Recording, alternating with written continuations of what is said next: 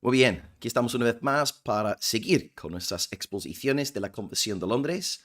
Estamos ahora en el capítulo 10.3 y la cuestión de hoy es bastante polémica, ¿no? Vamos a estar hablando sobre los niños que fallecen en la infancia. Por ejemplo, mi prima, perdimos a una prima de 14 meses, ¿no? Y fue una gran tragedia, ¿no? Realmente la familia sufrió muchísimo. ¿Qué pasa con estos niños, no? ¿Podemos sacar alguna conclusión a partir de la palabra? Y luego, en segundo lugar, estaremos viendo el tema de los discapacitados mentales, aquellos que no son capaces de entendernos. Y bueno, ahora explico la razón por la que la confesión habla de estos dos grupos. O sea, en primer lugar, los niños que fallecen en la infancia y luego, en segundo lugar, los discapacitados mentales. Así que estamos en capítulo 10, ¿verdad? Estamos desarrollando la doctrina del llamamiento eficaz y todo lo que estamos diciendo aquí se comparte en este marco, ¿no? ¿Qué pasa con el llamamiento eficaz? Puede alcanzar a los niños que fallecen en la infancia, puede alcanzar a los discapacitados mentales. Pues estas son las dos grandes preguntas, ¿no? Para hoy. Así que ahí tenéis el bosquejo en la pantalla. Número 1, estaremos viendo en primer lugar los niños y concretamente los niños que fallecen en la infancia. ¿Okay? Así que primer punto, los niños. Por ejemplo, pensad en mi prima, ¿no? ¿Qué pasa con un niño de 14 meses? ¿Qué pasa si fallece? O un no nacido. Los abortados, ¿no? Y número 2, ¿qué pasa con los discapacitados mentales que no pueden entendernos? ¿No? Les hablamos y como si no les hubiéramos dicho nada, ¿no? Porque no hay un proceso ahí mental, no son capaces de entender lo que estamos diciéndoles, ¿no? Entonces, ¿qué pasa con estos dos grupos? Bueno, ¿por qué estos dos temas? ¿Por qué los niños que fallecen y por qué los discapacitados mentales? Porque claro, en el marco de nuestros estudios, hemos venido recalcando que Dios, cuando envía su llamamiento eficaz, Él lo envía a través de dos medios, ¿ok? Por un lado, tenemos la palabra, que he definido como el Evangelio, la palabra de nuestra salvación, la palabra del Evangelio, la palabra de Cristo. Así que el llamamiento eficaz nos llega en el marco de la predicación del Evangelio. Y por otro lado, el llamamiento eficaz nos llega a través del Espíritu Santo, ¿verdad? Entonces hay dos grandes herramientas aquí. Palabra, espíritu, palabra, espíritu, palabra, espíritu. Y cuando digo palabra me refiero al Evangelio, ¿no? Por tanto, si el llamamiento eficaz depende de la palabra y del espíritu, pues vale, podemos a lo mejor entender que el espíritu, él, al ser ilimitado y al ser soberano, puede soplar según su santa voluntad, pero la palabra, el evangelio, ¿qué pasa con aquellas personas entonces que no pueden entender la predicación del evangelio? ¿No? Porque si el llamamiento eficaz nos llega a través de la palabra y el espíritu, pues ¿qué diremos de aquellos que no pueden entender la palabra? El Evangelio, ¿verdad? Porque una niña de 14 meses no puede entender el Evangelio. Es que no puede. ¿Por qué? Porque tiene 14 meses, por razones obvias. Entonces hoy nos estamos preguntando entonces por estas personas, niños que fallecen en la infancia, discapacitados mentales, ¿es posible que ellos alcancen la salvación eterna? Porque claro, todos somos pecadores en Adán. Todos somos miembros de una raza maldita caída. ¿Es posible que esas personas sin la palabra sean de alguna forma conquistadas por Dios? Pues la confesión hoy va a decir que sí, pero su respuesta será una respuesta sobria y, en mi humilde opinión, bíblica y correcta. Yo aquí abrazo la línea de Londres, también la confesión de Westminster enseña la misma postura, no es la perspectiva más popular dentro de la fe evangélica, pero yo creo que es la más bíblica, ¿no? Ahora, yo creo que todos quisiéramos creer, todos quisiéramos pensar que todos los infantes y todos los discapacitados mentales están en el cielo. Creo que a todos nos gustaría creer esto.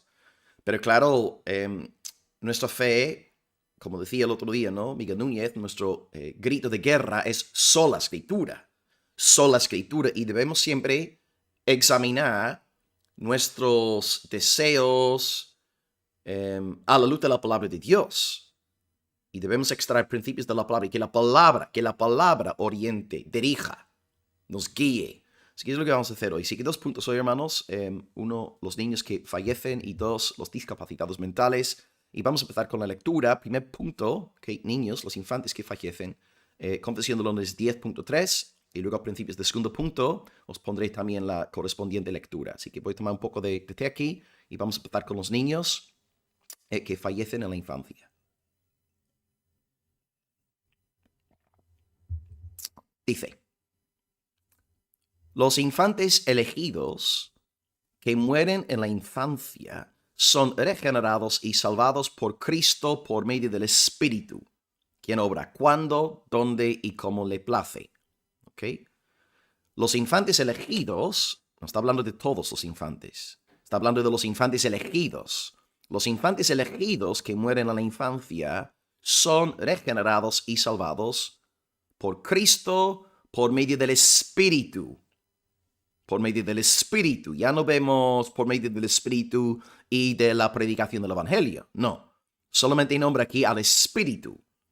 Porque claro, un niño de 14 meses no puede entender la predicación del Evangelio. Así que Cristo lo salva por medio de su Espíritu y su Espíritu obra cuando, dónde y cómo le place. Dando a entender que, bueno, si el Espíritu Santo quiere soberanamente regenerar el corazón de un niño de 14 meses, lo puede hacer. Pero claro, todo depende de la voluntad del Espíritu Santo. Amén. Esta es la idea. Bueno, vamos a empezar entonces con este primer punto. Ok, infantes. Sabemos que toda la raza humana pecó en Adán. Hemos trabajado a fondo este asunto. Cité en varias ocasiones Romanos 5:12 en esta clase que estamos dando. Por cierto, está el playlist en mi canal de YouTube, la lista de producción con todos los vídeos, desde el primero hasta el vídeo de hoy. ¿Okay? Podéis ver todos los estudios, todas las grabaciones. Y hemos visto que en Adán todos pecamos. En Adán todos somos malditos, caídos, pecadores. Somos, como hemos explicado también, legalmente culpables y moralmente corruptos. Por tanto, ya que es así, Williamson aquí lleva toda la razón, ¿no? G. E. Williamson nos dice en su libro, Confesión de Westminster para clases de estudio, está totalmente dentro de la justa administración de Dios, entonces, el condenar a todos al castigo eterno. Si Dios quisiera, podría lanzar a todos los descendientes de Adán y Eva al infierno. ¿Por qué? Porque todos son pecadores. Entonces, si los infantes que mueren en su infancia son humanos, también son los que pecaron en Adán, y por tanto, esos infantes son culpables y responsables de condenación. Entonces, veis lo que está diciendo Williamson, ¿no? Él está diciendo que Dios podría, si quisiera, podría enviar a todos los descendientes de Adán y Eva al infierno, porque todos pecaron en Adán. Dios nos ve como una gran familia, y si estamos en el primer Adán, pues Dios sería justo si nos enviara a todos a la condenación eterna. Y bueno, el hecho de que mueran los niños, este mismo hecho revela que Dios los considera pecadores. Porque si no fuesen pecadores, no podrían morir, ¿verdad? Por tanto, Dios podría, en el plan hipotético de la palabra, podría, y hay quienes creen, yo no soy uno de ellos, pero hay quienes creen que todos los niños sí van a la condenación eterna. ¿Por qué? Porque son de Adán. Y ya que no pueden creer el Evangelio, ya que no pueden entender el Evangelio, pues van al infierno. Bueno, dentro del campo evangélico, hermanos, hay 4 escuelas. 4 escuelas en cuanto al destino eterno de los niños que fallecen en la infancia. Así que os animo a coger ahí un lápiz, un boli, para apuntar las 4 escuelas. Bien, la Confesión de Londres se ubica en la 4ª escuela que vamos a describir. Y yo quiero, de hecho, mira, voy a poner aquí una encuesta que lancé la semana pasada por el YouTube. Yo creo que sí, se puede ver, ¿no? Estamos aquí en el canal Pastor Will Graham. Podéis leer la pregunta. Hace 8 días lancé la pregunta. ¿Qué pasa con los infantes que mueren en la infancia? Y ahí tenéis las 4 escuelas nombradas. Escuela número 1 es la escuela, digamos, optimista, que todos los niños van al cielo. Y podéis ver, mira, 13,000 personas han votado. La gran mayoría de mis seguidores son evangélicos, cierto, hay como 9%, creo que cuando hice una encuesta el año pasado, 9% se identifica con la fe católica, pero la gran mayoría son evangélicos. Y ya podéis ver que 83% pertenecen a la primera escuela. Es decir, que todos los niños van al cielo. Y yo creo que todos quisiéramos creer eso. No es la postura de Londres, no es la postura de Westminster, no es mi postura, pero hay muchos hombres de Dios que enseñan esta escuela, son buenos predicadores y es una postura muy respetable. Número 2, ahí está la escuela más extremista, ya que los niños son de Adán, todos van al infierno, y solamente 1% cree esto, ¿no? Pero los hay. Los hay diciendo que, bueno, si Dios destruyó a los niños en el diluvio, si Dios destruyó a los hijos de los pueblos cananeos, aniquilados por los israelitas, pues Dios desde luego va a destruir a todos los niños, no eternamente. Esa es su lógica. Número 2, dentro del campo reformado, según algunos teólogos del pacto, ellos piensan que los hijos de los creyentes van al cielo. O mejor dicho, los hijos, sí, por ejemplo, cuando estamos pensando en un matrimonio, si, digamos, el varón es creyente y la mujer es incrédula, los hijos irán al cielo en virtud de la fe del padre. O si el padre es incrédulo y la madre es cristiana, los niños irán al cielo en virtud de la fe de la madre. Entonces, vamos a ver también un texto que ellos usan. Yo entiendo que sacan el texto de su contexto, pero bueno, es una postura que existe, pero no es una de las dos grandes posturas. Y la cuarta perspectiva, la que vamos a defender hoy, la cual sale descrita en Londres, también en Westminster, mi postura personal también, porque entiendo que es la más bíblica, la más lógica, la luz de todo lo que estamos enseñando desde capítulo 1 de la Confesión adelante, que los infantes predestinados van al cielo. Porque si os acordáis de la lectura inicial de hoy, hablamos de los niños elegidos, ¿verdad? Los infantes elegidos que mueren en la infancia. Así que hay una distinción, no todos los niños son elegidos, pero los niños elegidos sí van al cielo. Por tanto, no dicen que todos los niños van al cielo, ni al infierno, pero los predestinados sí. Entonces ahí tenéis las 4 escuelas. Escuela 1, todos van al cielo. 2, todos van al infierno. 3, los hijos de los creyentes van al cielo. Y 4, los infantes predestinados, los infantes elegidos, escogidos, van al cielo. Bien, en cuanto a la primera escuela que compartí ahí, entonces todos los niños van al cielo, ya podéis ver, es la perspectiva mayoritaria y creo que nuestras emociones ahí tienen mucho que ver. Porque todos queremos creer esta interpretación, todos queremos creerla, ¿no? Por el aspecto emocional y somos seres emocionales y está muy bien, ¿no? Pero claro, siempre queremos examinar, poner a prueba nuestras emociones a la luz de la palabra y es la verdad. La verdad es la que ha de dirigirnos y yo creo que hay serias, sí, yo diría, no creo que sea demasiado fuerte decir que nos conduce a serios problemas y a implicaciones peligrosas para el resto del sistema teológico, ¿no? Porque por un lado, ¿no? Las personas que pertenecen a esta primera escuela, su gran argumento es básicamente un argumento filosófico no bíblico.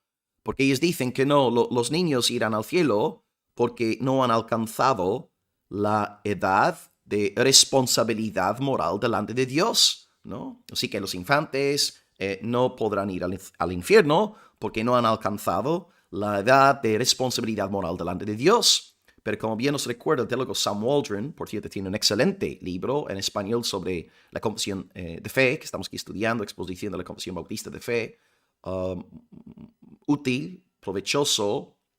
Dice, no hay justificación bíblica para la noción de una edad en que se es responsable. Así es, y una vez más repetimos lo que dijimos antes, ¿no? Que el niño, por el simple hecho de pertenecer a Adán, ya es pecador, como dijo Williamson, ¿no? Por el simple hecho de ser de Adán, ya es pecador, ya es responsable ante Dios. Así que la idea de una edad de responsabilidad moral es una noción ajena a la Sagrada Escritura. Para empezarnos, es un argumento filosófico no bíblico, que entendemos la lógica detrás del argumento, pero no es un argumento bíblico. Otro argumento de la escuela optimista, la escuela que dice que todos los niños irán al cielo, es la idea de que, bueno, los niños no han cometido ningún pecado actual. Claro, nosotros también hemos estudiado la doctrina del pecado en esta serie, ¿verdad? Llevamos más de 2 años estudiando la Confesión de Londres y hemos visto que el pecado es mucho más radical que el pecado actual. O sea, delata para mí una comprensión defectuosa de lo que es el pecado, ¿cierto? Porque sí, está el pecado actual y, repito, si no estuvisteis en aquella clase, el pecado actual es cuando tú y yo decidimos pecar, o sea, a través de nuestros pensamientos, palabras, hechos, fornicamos, robamos, mentimos, etc. Entonces, pecado actual, ya que los niños no pueden cometer ningún pecado actual, pues no pueden ser condenados. Pero volvemos, ¿no?, a la doctrina bíblica que enseña que el pecado actual es simplemente ese árbol que crece a partir de raíces podridas, ¿verdad? El problema no es, bueno, sí, el pecado actual sí es un problema, pero no es el problema principal. El problema principal es el pecado original. Y este pecado original nos enseña que somos legalmente culpables y moralmente corruptos. Y a partir de este pecado original florecen todos nuestros pecados. En este sentido, podemos decir que el pecado engendra pecados. El pecado original engendra pecados actuales. Entonces, yo creo que esta forma de argumentar no es sólida. Porque dicen, bueno, el niño no ha cometido ningún pecado actual. El problema no es el pecado actual. Bueno, sí es un problema, pero no es el problema principal. El problema es el pecado, el problema es el pecado original que hay en el seno de ese niño, en virtud de su unión con Adán, ¿verdad? Porque Adán es su cabeza federal. Ok, un niño no puede asesinar, pero tiene todo esto dentro de su corazón, ¿no? Por el simple hecho de ser hijo de Adán. Y todo esto, vale, no puede asesinar porque tiene, bueno, 14 meses. Pero este niño será más grande y le entrarán ganas, ¿no?, de matar. Y a lo mejor algunos, bueno, porque hay asesinos, ¿verdad? Entonces, el problema no es el pecado actual, el problema es el pecado original. Y por esta razón, a mí no me convence realmente este segundo argumento tampoco. El tercer argumento es el argumento exegético. Ellos utilizan ciertos textos de la Biblia para, como que de alguna forma, decir que, y no son textos claros, ¿no?, pero son textos que se podrían interpretar como pruebas de que todos los niños van al cielo, ¿no? Y los típicos son los de 2 de Samuel 12:23, donde David dice de su hijo difunto, pues yo voy a él, mas él no volverá a mí. O bueno, uno que siempre me citan a mí, ¿no?, cuando yo defiendo mi postura en cuanto a esta cuestión, me citan siempre Mateo 19:14, dejad a los niños venir a mí, porque de los tales es el reino de los cielos.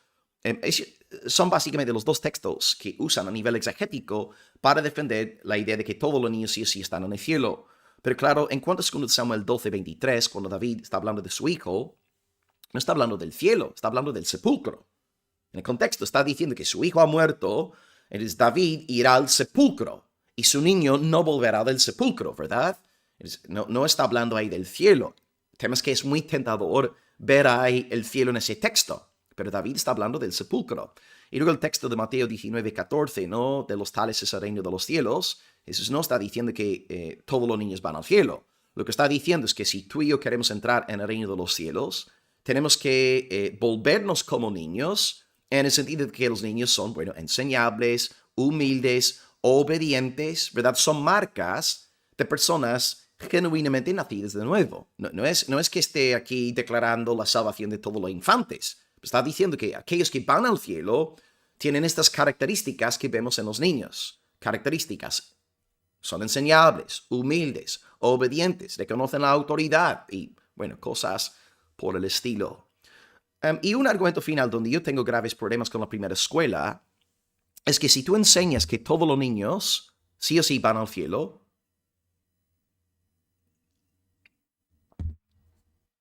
esa convicción te puede llevar sí, hacia dos grandes herejías, o hacia una de dos grandes herejías. Por un lado, si tú dices que todos los niños van al cielo, y si eres coherente con esta convicción, pues puedes acabar en el universalismo. Porque si todos los niños son salvos, todos son salvos, entonces esto significa que todos los adultos también son salvos. Porque claro, si la salvación no se pierde y todos los niños son salvos, pues eso significa que todos los adultos, sí o sí, por implicación lógica, van a ir al cielo. ¿Os dais cuenta? Entonces es muy peligroso decir que todos los niños van al cielo. Porque si todos los niños, en virtud de ser niños, van al cielo, pues todos los adultos también irán al cielo. Porque la salvación no se pierde. Y ahí está la segunda doctrina peligrosa. Si tú luego dices que no todos los adultos van al cielo, pero todos los niños sí van al cielo, entonces mi pregunta para ti sería, ¿en qué momento pierden estos niños su salvación? ¿Verdad? Porque también vamos a estudiar en la Confesión de Londres que la salvación no se puede perder. Es una doctrina 100% bíblica, ¿no? La perseverancia de los santos. ¿Veis el gran peligro? Dices que todos los niños son salvos, y si realmente es así y quieres ser coherente con tu postura, entonces, número uno, ¿por qué no son salvos todos los adultos? Bueno, hay quienes creen que todos los adultos también son salvos, como Orígenes, ¿no? Y hasta los demonios van a ser salvos en el día final. Pero yo sé que aquí nadie cree en el universalismo. Yo espero que nadie crea en el universalismo, ¿no? Pero si todos los niños son salvos, entonces por implicación todos los adultos también tienen que ir al cielo, a no ser que la salvación se pueda perder. Y si la salvación entonces se pierde, ¿en qué momento se pierde? ¿Verdad? Y si la salvación se pierde, la salvación ya no es por gracia. Entonces, os dais cuenta que a primera vista la postura esa parece muy atractiva, seductora. Pero yo creo que carece de sustancia. Y bueno, quisiera creer que todos los niños van al cielo, pero lo siento, bíblicamente hablando, no veo esa idea en la escritura. No la veo. Bueno, número 3, la perspectiva menos popular y está ahí, que todos los niños, al ser hijos de Adán, van al infierno, ¿no? Es la perspectiva negativa. Ellos dicen que, claro, ya que un niño entonces no puede poner su fe en Cristo, ya que no puede entender el Evangelio, pues no es posible que el niño sea salvo. Y los ejemplos de siempre, Noé, los niños en la generación de Noé fueron destruidos, los hijos de los cananeos, ¿no? En los días de la conquista también fueron aniquilados, pues también los niños que fallecen en la infancia, todos irán al infierno. Lo que yo diría ahí es que, claro, ok, es verdad que los hijos de los réprobos en la generación de Noé fallecieron, es verdad, y los hijos de los cananeos también fueron masacrados en la conquista de Josué, sí, así es, pero solamente habla de su muerte física. El texto no habla sobre su muerte espiritual. Por tanto, Dios podría haber tenido a niños elegidos ahí entre ellos. Así que esto es lo único que diría en cuanto a la escuela de que todos van al infierno, aunque sí, yo sí entiendo su lógica. Entiendo el razonamiento, ¿no? Porque si todos realmente hemos pecado en Adán y la única forma de ser salvado a través de segunda Adán es por medio de la fe en su evangelio, pues claro, ellos sacan la conclusión, que sí es una conclusión lógica, ¿no? Pero no creo que necesariamente sea la correcta. Luego, número 3, sí, en cuanto a la teología del pacto, yo creo que tengo este versículo aquí a ver si puedo poneros. Yo creo que está por aquí en un lado. Sí, mira, ahí está.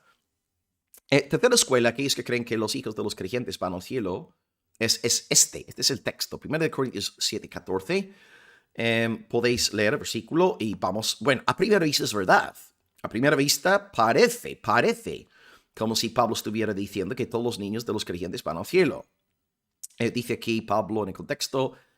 A ver, el marido incrédulo es santificado a la mujer. ¿Okay? Pensemos en un varón no creyente que está casado con una mujer cristiana. Así que el marido incrédulo es santificado a la mujer incrédula es santificada en el marido. Pues de otra manera, vuestros hijos serían inmundos, mientras que ahora son santos. Y al leer el texto resulta muy... Sí, uno puede entender cómo ciertas personas ven en este pasaje una defensa de la salvación de los niños de los creyentes. Ahora bien, yo creo que hay una forma más sobria de interpretar ese texto. Y yo diría que aquí no está hablando de la salvación, que aquí la santificación está hablando de santificación externa. Porque claro, que si vamos a ser coherentes, si vamos a decir que los niños van al cielo, pues debemos creer en la primera línea que el marido incrédulo, por el simple hecho de estar casado con una mujer cristiana, él va al cielo, ¿no? Porque si el marido incrédulo es santificado a su mujer, Y santificado significa ser salvo, pues ya está. Todo lo que tienes que ir, todo lo que tú tienes que hacer para ir al cielo es casarte con una persona cristiana y ya está. ¿No? No te preocupes por congregarte, no te preocupes por seguir al Señor, ser un verdadero discípulo, ¿no? Cásate con una cristiana y ya tienes la vida eterna ganada. Claro, sabemos que Pablo no... Claro, ¿cómo puede alguien usar un texto del apóstol Pablo para enseñar algo así? Cuando él nos repite en sus escritos, en diversos lugares, que la salvación es por la fe. Tú y yo debemos ejercer fe en Cristo a nivel personal. La salvación no es por mi mujer ser creyente ni por mis padres ser creyentes. Entonces, ¿en qué sentido aquí está hablando Pablo de santificación? Está hablando de santificación en el sentido externo de la palabra. Por ejemplo, un varón que está casado con una mujer cristiana, por el simple hecho de estar con una dama nacida de nuevo, él se libre de un sinfín de dolores de cabeza que tristemente, ¿no?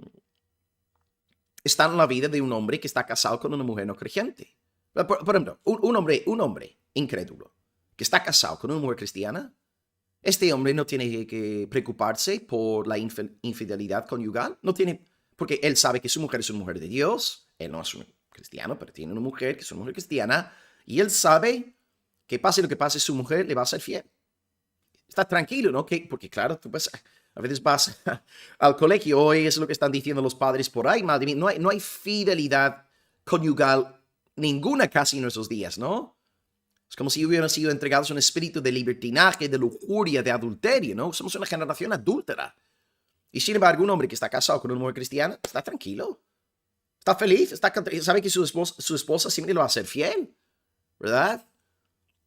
Entonces, él, en este sentido, no vive una vida más, en el sentido externo de la palabra, una vida de más bendición, una vida más santificada, ¿verdad? Su mujer tiene un buen vocabulario, su mujer va a reconocer su autoridad en el hogar, su mujer va a ser una idónea, su mujer va a invertir tiempo en los niños, va a ocuparse, ¿no?, de sus diferentes labores en el hogar. O sea, este hombre no es cristiano, pero sí, Dios va a bendecir, está bien decir aquí bendecir, ¿no? Pero Dios le va a bendecir en el sentido terrenal, temporal de la palabra. Este hombre va a vivir una vida muy bonita en su hogar. Ahora, va al infierno y va a sufrir eternamente, pero habrá vivido una buena vida aquí en esta tierra porque está casado con una mujer de Dios. Pienso en el ejemplo de José en Egipto, ¿os acordáis, no? Potifar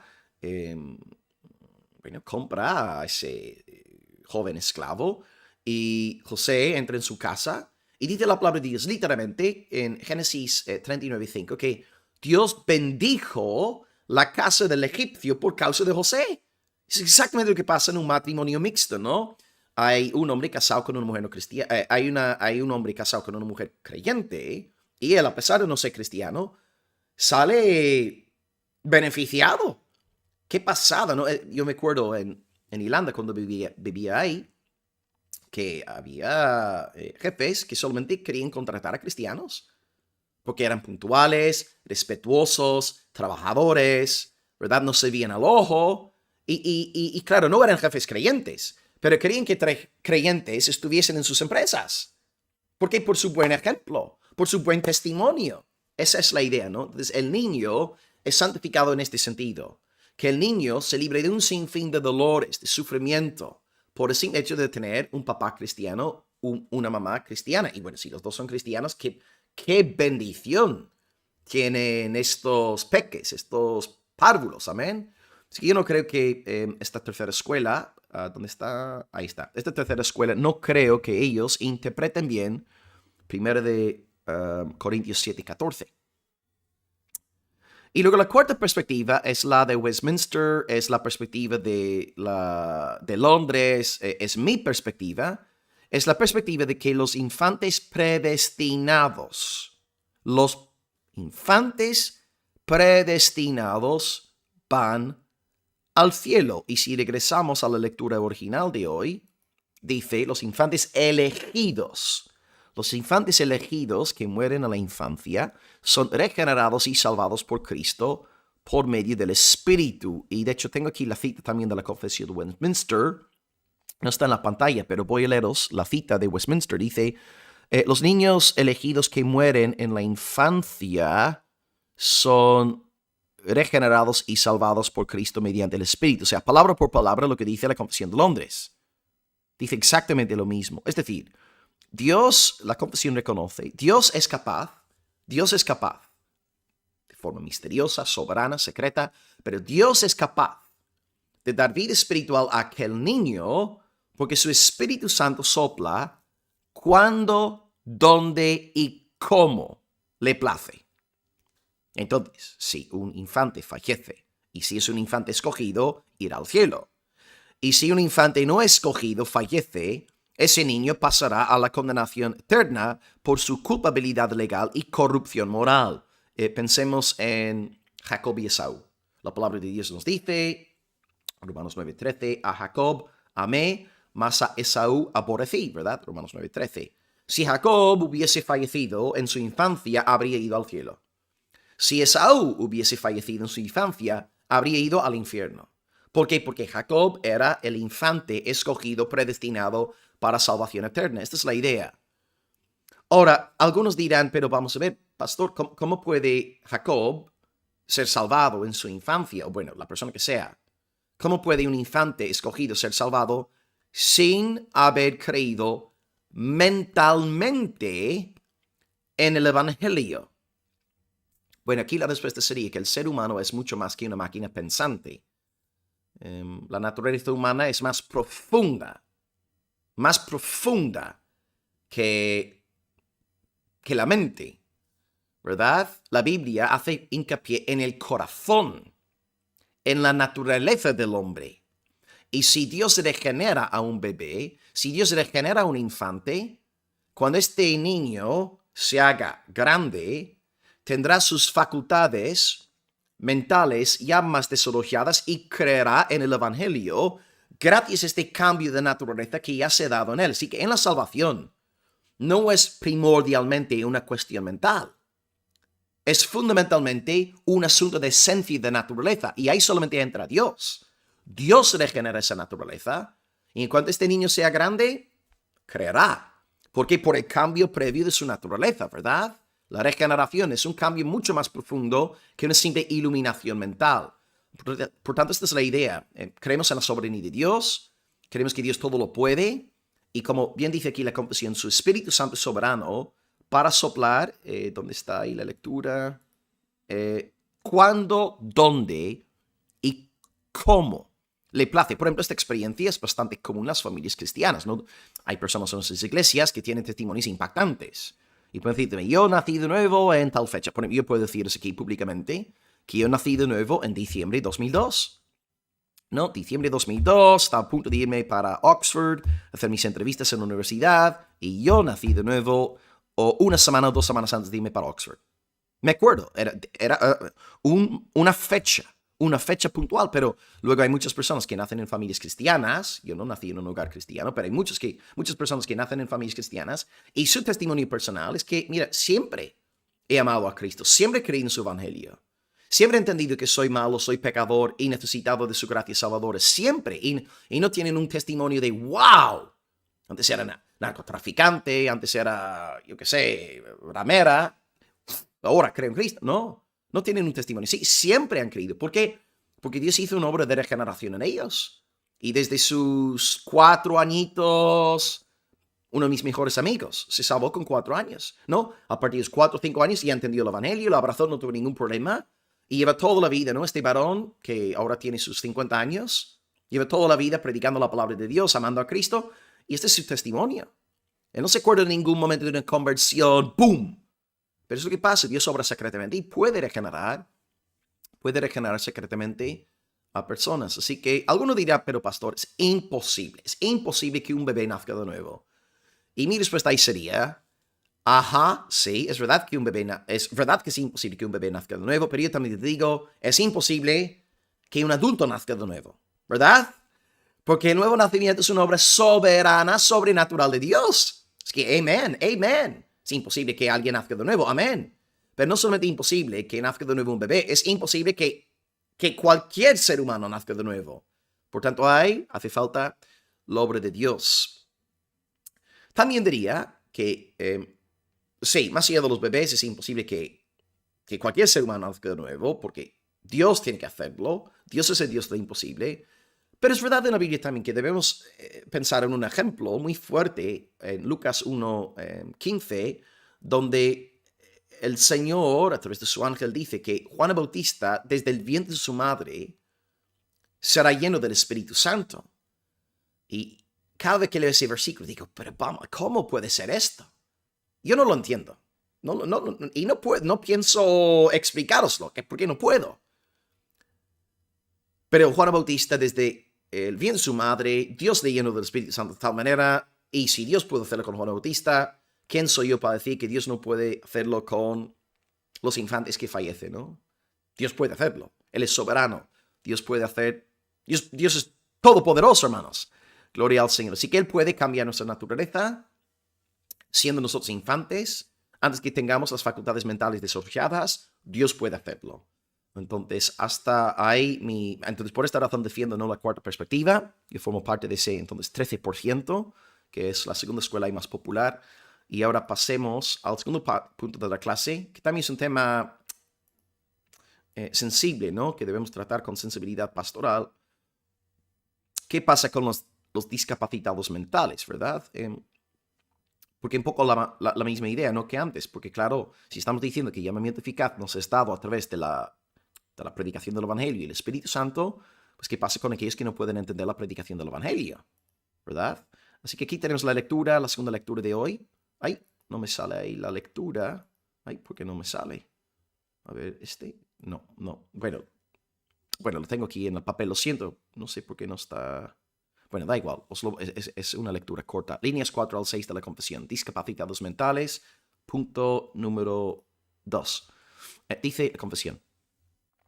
Así también son regenerados y salvados todos los demás elegidos que no tienen la capacidad para ser llamados externamente por el ministerio de la palabra. ¿Okay? Así también son regenerados y salvados todos los demás elegidos que no tienen la capacidad para ser llamados externamente por el ministerio de la palabra. En otras palabras, ya que el discapacitado mental no tiene dicha capacidad, no es capaz de entender la predicación del Evangelio, Dios también soberanamente puede, según su voluntad, eso depende de Él puede obrar en los corazones de los discapacitados, salvándolos, dándoles una nueva naturaleza. ¿Okay? Así que no es la forma habitual de Dios a la hora de obrar, pero sí puede hacerlo, porque es soberano. Dios puede hacer lo que quiere, ¿no? Dios es Dios. Gloria al Señor. Bueno, discapacitados mentales. Dado que son entonces mentalmente incapacitados, ¿qué pasa? ¿No podrán recibir el llamamiento externo? Bueno, una cosa es el llamamiento externo, ¿verdad? La predicación del Evangelio, pero otra cosa es el llamamiento interno. El llamamiento externo es cuando alguien nos anuncia el Evangelio, alguien nos predica audiblemente. El llamamiento interno es cuando el Espíritu Santo abre el corazón. Y bueno, en el caso de los discapacitados mentales, sabemos que casi siempre, no siempre, pero casi siempre cuando Dios salva a una persona, llama a la persona eficazmente por medio del llamamiento externo, la predicación del Evangelio. Casi siempre, pero no siempre. Porque hay estos casos, niños que mueren en la infancia y ahora discapacitados mentales. Dios es capaz y Dios se reserva el derecho de obrar directamente en el corazón por medio de su buen espíritu, regenerando estas vidas. Porque Dios tiene acceso al corazón de todos. Un texto que a mí me encanta, ¿no? Proverbios 21:1, que me da gran confianza a la hora de orar por los incrédulos, dice, el corazón del rey está en las manos del Señor y a todo lo que quiere lo inclina. Wow, qué versículo. Esto me da mucho ánimo cuando clamo, cuando intercedo por los perdidos. Así que los corazones de los infantes y los corazones de los discapacitados mentales están en las manos del Señor. Ok, no están funcionando sus facultades mentales, pero sus corazones están en las manos de Dios, ¿verdad? Él es el Señor de todos los vivientes. Y si estamos diciendo aquí hoy que Dios sí es capaz de salvar a un discapacitado mental, definitivamente llegamos a la conclusión de que la salvación no tiene nada que ver con obras humanas. no tiene que ver con nuestras decisiones mentales, ¿verdad? Porque está esta herejía hoy día siendo divulgada de la regeneración decisional, ¿verdad? Que Dios te hace nacer de nuevo si tú tomas tu decisión, si tú decides servir a Cristo, Dios ahí te regenera. No, vamos a ver, ¿cómo puedes tú decidir? Es que para tú poder decidir hace falta una obra de regeneración en ti. Y es lo que estamos diciendo. La regeneración es 100% obra de Dios. Dios hace una obra en nosotros. Y si un discapacitado mental puede ser salvado, pues ciertamente la salvación es por sola gracia. No es ni siquiera por nuestras decisiones. Por sola gracia. Dios es quien decide regenerarnos. Ahora, reconozco una vez más que en la gran mayoría de los casos, Dios salva a su pueblo por medio de la predicación de la palabra. En la gran mayoría de los casos, pero Dios se reserva el derecho de obrar sin estos medios. Y si regresamos al capítulo 5 de la Confesión, esta clase la vimos el año pasado, estudiando la doctrina de providencia. Ahí dice la Confesión que Dios en su providencia ordinaria, hace uso de medios. Sin embargo, Él es libre. Él es libre para obrar sin los medios. Él puede obrar por encima de los medios. Y Él, si quiere, puede obrar contra los medios. Todo eso depende de su voluntad, dice, según le plazca. Entonces, ¿por qué pongo aquí esta cita? Porque estamos diciendo que Dios ordinariamente, es decir, Dios normalmente, habitualmente, lo que Dios tiende a hacer es salvar a la gente a través del medio de la predicación del Evangelio. Pero, Él es libre, si así lo desea Él es libre para obrar sin esta predicación. Y por tanto puede regenerar el corazón de un niño, puede regenerar el corazón de un discapacitado mental.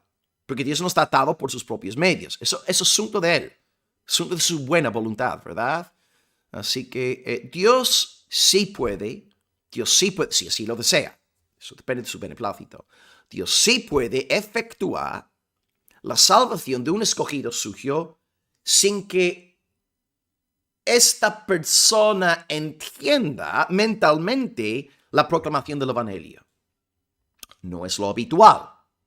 No es lo habitual. Como dice ahí la Confesión, no es lo ordinario. No es lo habitual, pero Dios puede. Dios puede hacerlo. Son casos excepcionales, pero Dios no podemos limitar, no podemos poner esposas a los brazos del Todopoderoso. Dios soberano, y como nuestro Salvador dice a Nicodemo, ¿no? En su conversación sobre el nuevo nacimiento, Nicodemo lo está diciendo, pero vamos a ver, ¿cómo puede alguien nacer de nuevo? Y Jesús simplemente se contenta con decir, mire Nicodemo, yo sé que es imposible entender lo que te estoy diciendo, pero Juan 3:8, el viento sopla de donde quiere. El Espíritu sopla de donde quiere. Y mi pregunta es, ¿quién controla el viento? Ni tú, ni yo, ni Nicodemo, ni ningún pastor, nadie. Dios controla el viento, hermanos. Entonces, el Señor, en un momento puntual, si así lo desea Él, puede intervenir en el alma de un discapacitado mental, regenerando su naturaleza. Y si este discapacitado mental fuese sanado por un milagro, Él espontáneamente, gracias a la obra de regeneración en Él, amaría a Cristo, serviría a Cristo, alabaría a Cristo, por el cambio previo de naturaleza en Él. Ahora bien, lo que sí quisiera decir antes de acabar hoy es que la confesión no habla de todos los discapacitados mentales como salvos, ni de todos los infantes como salvados. Y la confesión aquí demuestra gran sabiduría pastoral, ya que no pone números, no da promesas huecas, falsas. A veces no vamos a un funeral y luego alguien nos consuela con una promesa falsa. No. Pero sí dice que Dios se reserva el derecho de escoger a niños discapacitados mentales para su gloria. Y no entra más detalles. Déjalo ahí porque, claro, yo creo que eso es sabio, porque hay que ser honestos. Cuando leemos la palabra, tampoco tenemos ningún versículo que diga, bueno, el 25% de los infantes serán salvados. Entonces creo que también esta confesión revela que los hermanos redactándola, eran varones, pastores, con gran sabiduría, con madurez, con equilibrio, y hablaban estrictamente en sujeción a sola escritura. Ahora, seguramente sus emociones también. Sus emociones querían creer que todos los niños están en el cielo, pero con sabiduría dijeron lo que dice la palabra de Dios y ahí dejaron el asunto, ¿no? Así que bueno, Dios sí es capaz de circuncidar los corazones de los niños que fallecen en la infancia. Él es capaz de circuncidar los corazones de los discapacitados mentales. ¿Cómo lo hace Él? No tengo ni idea. Pero tampoco te puedo explicar cómo yo nací de nuevo. No te lo puedo explicar tampoco, ¿no? Porque es un milagro. Así que bueno, concluimos esta sesión diciendo que Dios siempre hace lo justo, Dios siempre hace lo recto, lo correcto, y Él salvará a los suyos para su gloria. Salvará a los niños que han muerto en la infancia, ¿okay? Aquellos que son escogidos por Él, y salvará a los discapacitados mentales, según su beneplácito, aquellos que fueron predestinados antes de la fundación del mundo. Así que hoy hemos visto 2 puntos en esta clase de hoy. 1, niños. 2, discapacitados mentales. Y básicamente hemos expuesto la cuarta perspectiva, que es la de Westminster, la de Londres, que los infantes predestinados irán al cielo. Es verdad que la primera escuela es la más, digamos, atractiva desde una perspectiva emocional, y todos entendemos la razón por la que la gente quiere creer la primera perspectiva, pero cree que exegéticamente hablando y filosóficamente hablando deja bastante que desear, ¿verdad? Pero bueno, hasta aquí mis comentarios. Espero que la clase haya sido útil. Espero que no cause demasiada polémica. Pero bueno, estamos aquí exponiendo el texto párrafo por párrafo y debemos hablar según la luz, ¿no?, que el Señor nos ha dado. Así que bendiciones en Cristo. Gracias por haberme acompañado. La semana que viene estaremos viendo el tema del 10.4. ¿Qué pasa con aquellos que viven en, por ejemplo, tribus lejanas, que nunca han oído el Evangelio? ¿Qué pasará con estas personas? ¿Podrán ser llamadas eficazmente? Esta es la pregunta. Abrazos en Cristo, bendiciones, gracias por todo. Soli Deo Gloria. Chao.